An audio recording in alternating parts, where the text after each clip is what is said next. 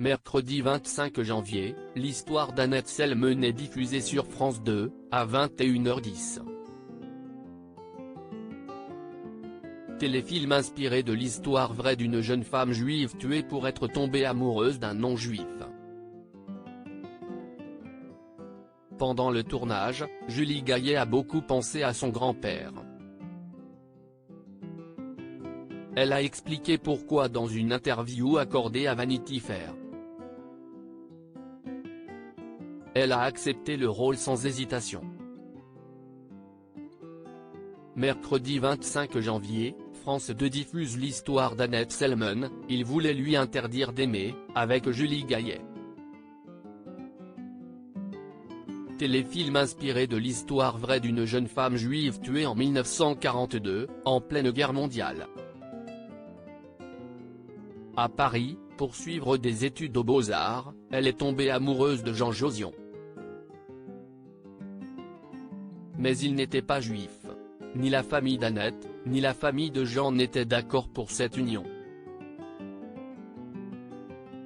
Annette Selmen aurait été dénoncée à la Gestapo par le père de son fiancé, en mai 1942.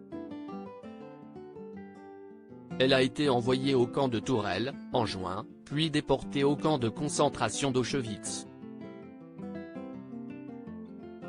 De cette histoire d'amour éphémère, il ne reste que des lettres entre Annette et Jean, qui ont inspiré le livre Dénoncer les Juifs sous l'occupation, de Laurent Joly, dont est adapté le téléfilm.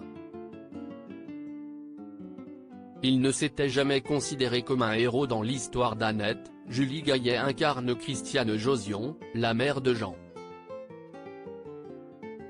Mon personnage est avant tout celui d'une mère, prisonnière de son milieu, qui n'a qu'un seul fils et le considère comme la prunelle de ses yeux, a expliqué la femme de François Hollande dans une interview accordée à Vanity Fair.